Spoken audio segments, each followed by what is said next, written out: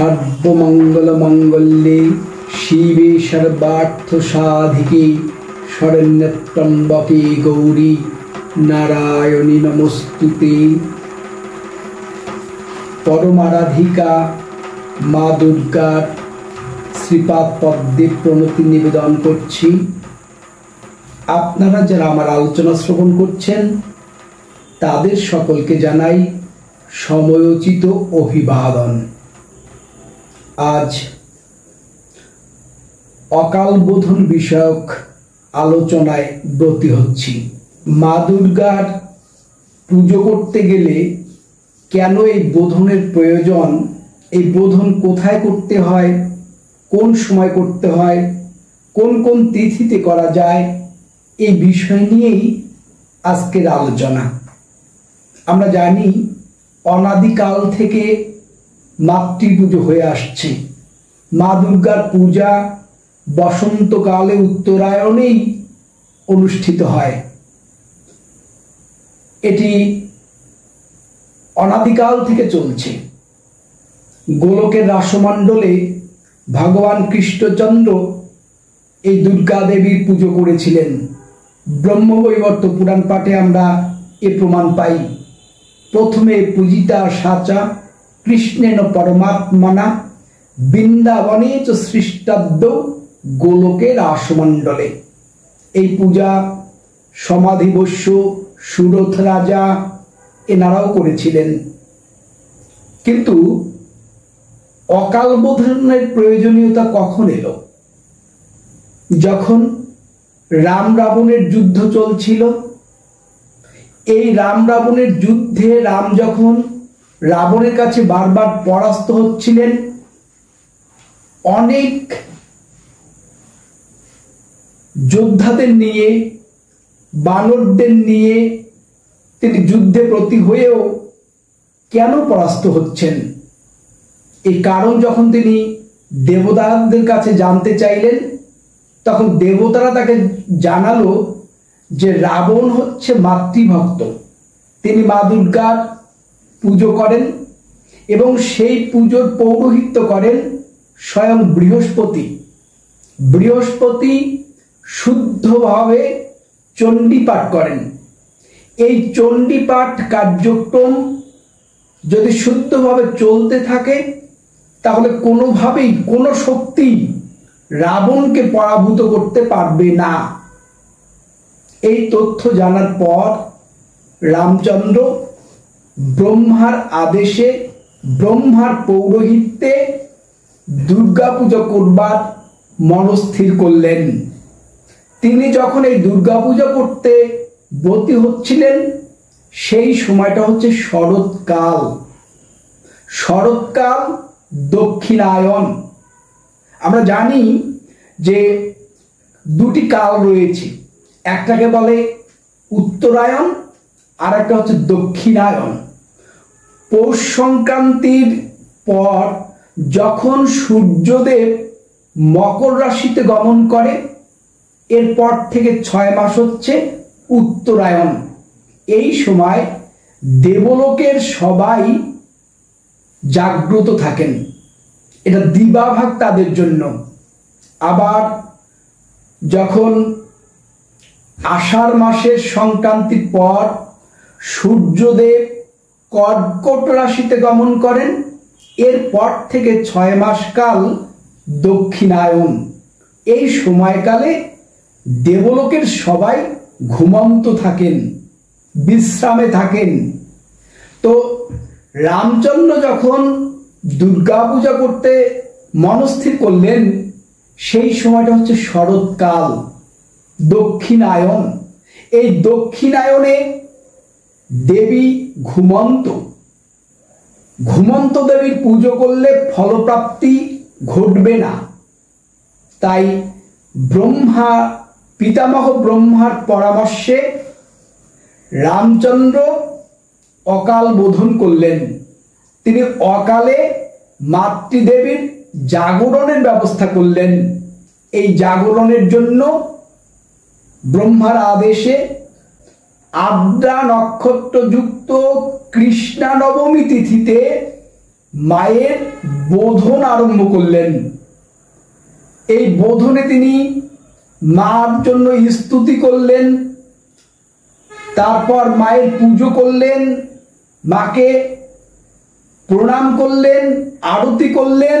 এই বিভিন্ন প্রক্রিয়া সুচারুরূপে সুসম্পন্ন করে মায়ের বোধন কাজ তিনি শেষ করলেন। তারপর সেই কৃষ্ণা নবমী থেকে শুক্লা নবমী পর্যন্ত দীর্ঘদিন তিনি মাতৃপুজোয় ব্রতী হলেন। এই মাতৃপুজো কালে তিনি প্রতিটি বিধি সুচারুরূপে সুসম্পন্ন করেছিলেন। তাই শুক্লা নবমীতে তিনি রাবণকে বধ করতে সমর্থ হয়েছেন। রামচন্দ্র দুর্গা দেবীর পুজো করে রাবণকে যুদ্ধে পরাস্ত করতে পেরেছেন। জয় টিকা তিনি কপালে পড়েছেন। তাই জগৎবাসী এই রামচন্দ্রের শরৎকালে দুর্গা পূজার যে পদ্ধতিটি এবং শরৎকালে তিনি যে পূজাটি করেছেন সেই পূজাটিকেই তারা বেশি করে ভালোবাসতে থাকলো, এটি করতে তারা মনস্থির করলো এবং জগতে এই শরৎকালে দুর্গাপূজাটাই রামচন্দ্র দুর্গাপূজা করার পর থেকে প্রচলিত হতে থাকলো। আজ এই দুর্গাপুজোর সময় আমরা খুব আনন্দ করি, মা আনন্দময়ীর চরণ বন্দনা করি।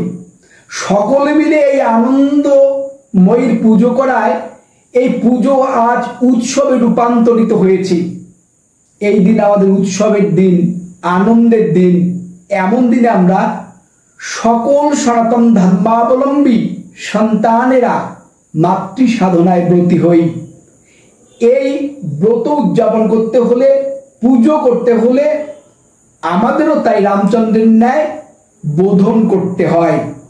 আমরা রামচন্দ্রের মতো সেই কৃষ্ণা নবমীতে বোধন করে দীর্ঘ সময় ব্যাপী এই পুজো চালাতে পারি না। এটা আমাদের জন্য খুব কঠিন হয়ে যায়, আয়াসসাধ্য হয়ে যায়। তাই আমরা সাধারণ মানুষ কি করি, আর যে অন্য শাস্ত্র অনুযায়ী বিভিন্ন কল্পারম্ভের কথা রয়েছে, 7টি কল্পারম্ভ রয়েছে আমাদের এই দেবী পুজোর। তার মধ্যে ষষ্ঠাদি কল্পারম্ভ শুক্লপক্ষের ষষ্ঠী তিথি যখন সায়ংকালে অবস্থান করে তখন অধিক মানুষ এই দেবীর বোধনে ব্রতী হয়, দেবীর বোধন করেন। এই সময় মায়ের নিদ্রাভঙ্গ হয়, মা জাগরিত হন। আমরা উত্তরায়ণ এবং দক্ষিণায়নের কথা বলেছি। উত্তরায়ণ এবং দক্ষিণায়ন মিলে হচ্ছে 1 বৎসর। এই 1 বৎসর কাল মনুষ্যলোকের জন্য 1 বৎসর কাল, কিন্তু দেবলোকের জন্য এটা হচ্ছে 1 অহোরাত্র। অর্থাৎ 6 মাস দিবাভাগ আর বাকি 6 মাস হচ্ছে রাত্রিভাগ। তা আমরা সাধারণ মানুষেরা দিনে কর্তব্যকর্ম করি আর রাত্রিবেলা বিশ্রাম নেই, নিদ্রা যাই। দেবলোকেও এই বিশ্রামের প্রয়োজন হয়, নিদ্রার প্রয়োজন হয়। দেবলোকে দেবদেবীরা এই দক্ষিণায়নে নিদ্রা যান, তাদের নিদ্রাভঙ্গ করে পুজো করতে হয়।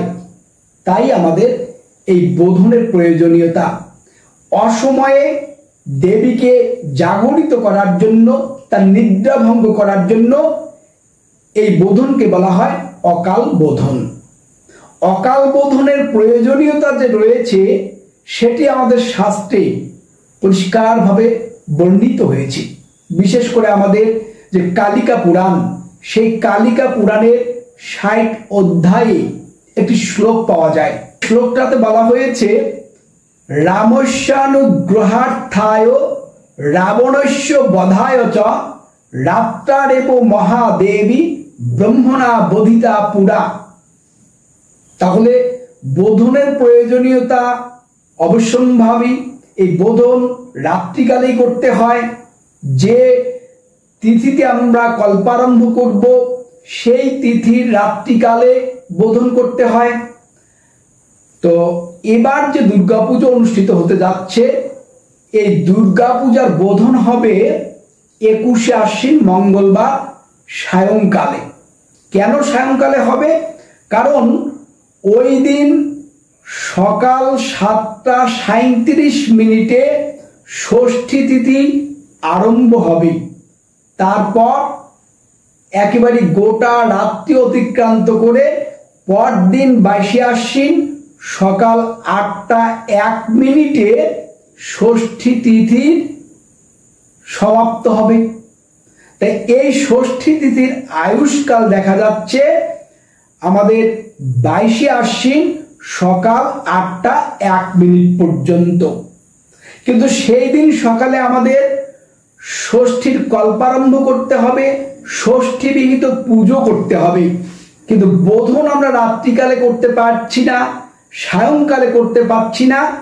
কেননা ওই দিন সায়ংকালে ষষ্ঠী তিথি অবস্থান করবে না। তাই আমাদের বোধন করতে হবে এবার 21শে আশ্বিন মঙ্গলবার সায়ংকালে। এটি বিধি, এটি আমাদের শাস্ত্রে রয়েছে। তো এই যে ষষ্ঠী তিথির অবস্থান কালেই বোধন করতে হবে, এর পক্ষে আমাদের কি প্রমাণ রয়েছে?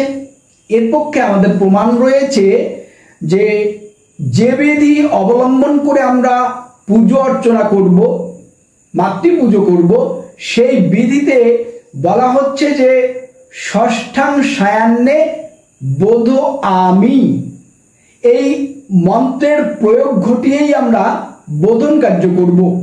সেখানে যেহেতু পরিষ্কার করে ষষ্ঠী তিথি সায়ংকালে যখন থাকবে, তখন ষষ্ঠাদি কল্পারম্ভ যারা করবে তারা মায়ের বোধন করবে। এই বিধি শাস্ত্রসম্মত, এই বিধি অধিক প্রচলিত। তাই আমরা এই বিধি মেনে, এই নির্দেশ মেনেই বোধন কার্য করব। বোধন করতে হয় রাত্রিবেলা। তো রাত্রিকৃত যত পুজো রয়েছে সেগুলো করতে হলে আমাদের উত্তরাভিমুখে বসে, উত্তর দিকে মুখ করে বসে পুজো করতে হয়। তাই রাত্রির এই পুজো আমরা অবশ্যই উত্তর মুখে বসে করতে চেষ্টা করব। যেখানে স্থান সংকট বা উপায় থাকে না, তখন বিকল্প যে আবার পূর্ব দিকে মুখ করে বসা, সেটি আমরা করব।